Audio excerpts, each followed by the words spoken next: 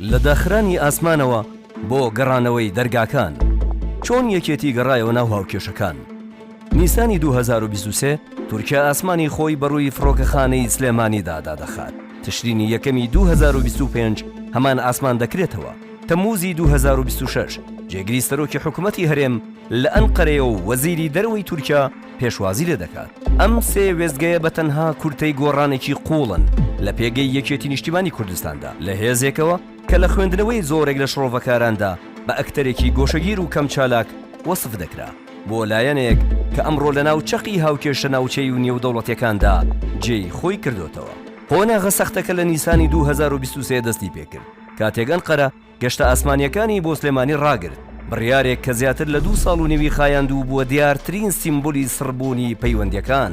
لەو ماوەیەدا بازنەی جوڵەی دیبلۆماسیەکێتی تەسک بووبووەوە و لە نەخشەی ناوچەکەدا زیاتر بە یەک ڕەهەند دەخوێنرایەوە.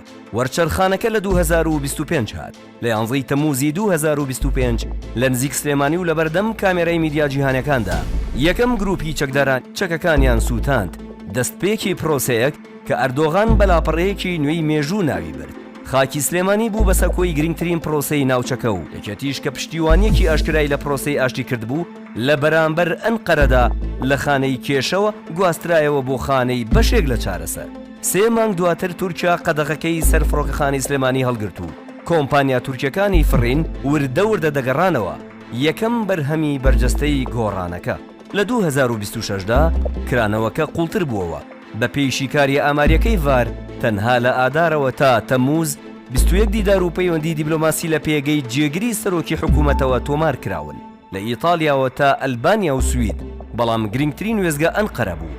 لە سەرەتای تەمووزدا قوبات تاڵەبانی لەلایەن هاکان فیدان وەزیری دەرەوەی تورکیا پێشوازی لێکرا. دیدارێک کە لە راپۆرتی میدیاکاندا لە چوارچێوەی چاکردنەوەی پەیوەندیەکانی ئەنقەرەوەیەکێتی خوێندرایەوە و باز لە ئامادەکاری بۆ دیداری ئاستی بەرزتریش دەکرێت. لای چاودێران ئەم جوڵانە مانایەکی ڕوونیان هەیە. یەکێتی ئیتر خۆی بە بازنەی هاوپەیمانیە تەقلیدیەکانەوە نەبەستوەتەوە و دیبلۆماسیەکەی فڕەڕەهەند کردووە. لەم فراوان بوونەشدا دۆسیەی تورکیا گرنگترین و کاراترین دەواازەیە. گۆڕانکاریان ناوچەیەکانیش پاڵنەری ئەم ئاڕاستەیە بوون.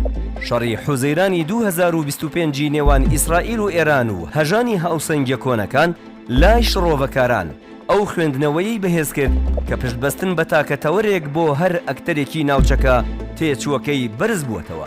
فرەڕەهەندی لەم قۆناغەدا لە هەڵبژاردەوە بووە تا پێداویستی. دیارە ئەم گەڕانەوەی هێشتا تەواو نەبووە. بەشێک لە شڕۆڤەکاران کە لێنی متمانەی نێوان ئەنقەرە و سلێمانی قوڵ دەبینن و بنیادنانەوەکەی بە پرۆسەیەکی هەنگاو بە هەنگاو دەزانن. بەڵام ئاڕاستەکە ئاشکرایە. ئەو هێزەی دوێنێ لە پراوێ زوێ نادەکرا ئەمڕۆ لە سەرمێزە. پرسیاری قۆناغی داهاتوو ئیتر ئەوە نییە ئایا یەکێتی گەڕاوتەوە، بەڵکو ئەوەیە ئەم گەڕانەوەیە چۆن دەچەسبێت.